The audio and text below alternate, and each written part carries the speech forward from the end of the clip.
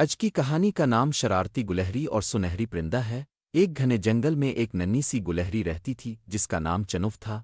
चनुव बहुत शरारती थी। कभी खरगोश की गाजरें चरा लेती, कभी बंदर का आम ले भागती और कभी परिंदों के घोंसले में झांकती। जंगल के सब जानवर उसकी शरारतों से तंग थे। एक दिन चनुव खेलते खेलते जंगल के एक ऊंचे दरख्त पर पहुंची।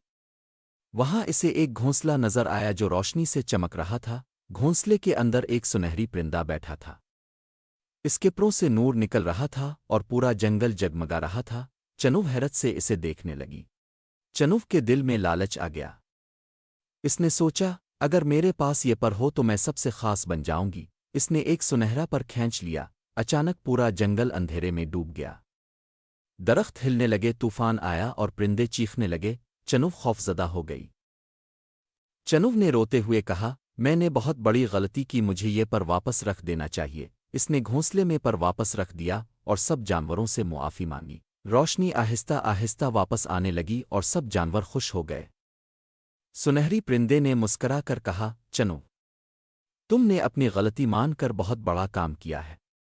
ये पर अब हमेशा तुम्हारे पास रहेगा, लेकिन याद रखो, ताकत दूसरों की मदद के लिए है, शरारत के लिए नहीं।